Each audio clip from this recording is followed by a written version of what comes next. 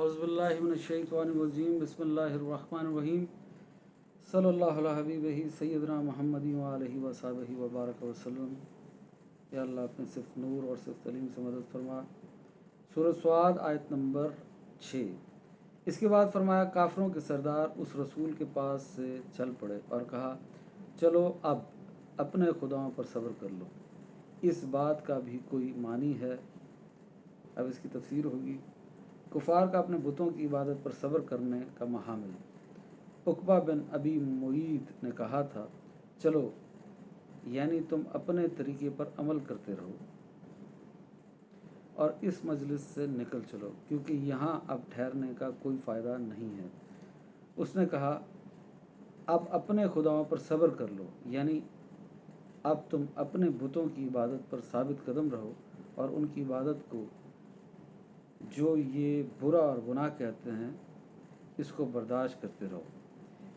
इमाम अबू मंसूर मातुरीदी ने कहा, जब कुफार अपने बुतों की इबादत करने पर सब्र से राज़ी हो गए, हालांकि बुतों की इबादत करना बातिल है, तो मुसलमान इसके ज़्यादा लायक हैं कि वो सब्र के साथ खुदाए वाहिद की इबादत करते रहें और इसकी राह में किसी मलामत की या किसी तानो तशनी या किसी भी मुसीबत की परवाह ना करें।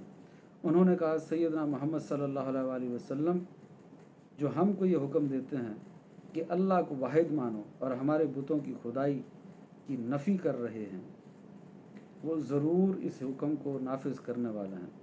ये महज उनकी ज़बानी बात नहीं है, वो किसी की सिफारिश करने से और किसी के समझाने से अपने इस अज़म से बाज नहीं आएंगे।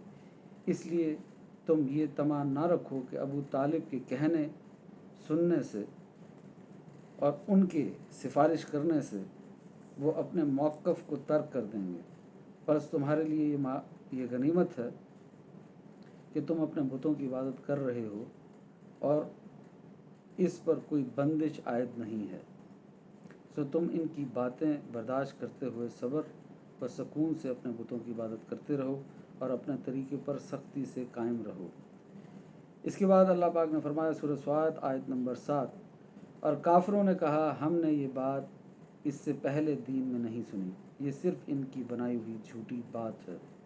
उनका ये जो खुदा वाहिद की बात करते हैं ये मन घड़त कहानी है, तौबा नौज़ुबिल्लाह, हजूर ने खुद बनाई है, इससे पहले किसी ने नहीं की। ये दीन में नई बात इन्होंने ईजाद कर ली है, कई खुदाएँ एक खुदा नहीं है। तो खल्क, खुल्क और इख्तलाक के मानी इस बात से मुराद अल्लाह ताला की तौहीद है। और उन्होंने कहा, और हमने इससे पहले दीन में तौहीद की दावत को नहीं सुना, यानी हमारे आबा व अजदाद जिस दीन के पैरोकार थे उसमें तौहीद का अकीदा नहीं था। इस आयत में दीन के लिए मिल्लत का लफ्ज़ आया है। अहकाम शरिया जब इस लिहाज से हों कि इनकी अताअत की जाए तो इन अहकाम शरिया को दीन कहा जाता है, और जब अहकाम शरिया इस लिहाज से हों कि इनको लिख कर महफूज किया जाए और वो मुंज़बित और मुदव्वन हों तो उनको मिल्लत कहा जाता है। यानी जब उनको जमा कर लिया जाए और तरतीब दे दिया जाए तो उनको मिल्लत कहा जाता है। तो साअन दीन और मिल्लत का एक दूसरे पर इतलाक़ कर दिया जाता है। इस आयत में ये इशारा है कि इन काफिरों के दिल व दिमाग पर अंधी तकलीद गालिब थी।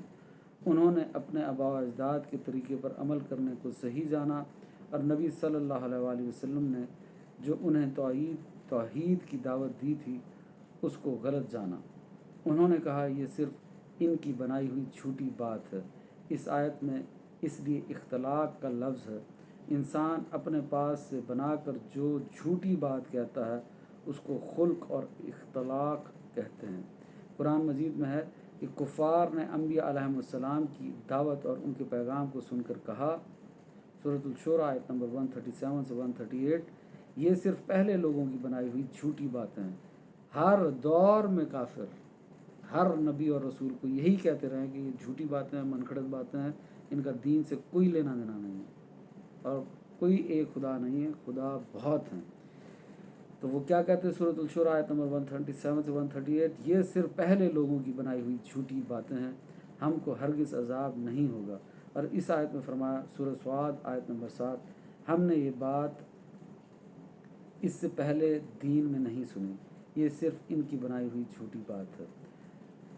खल्क, मखलूक کو بھی کہتے ہیں۔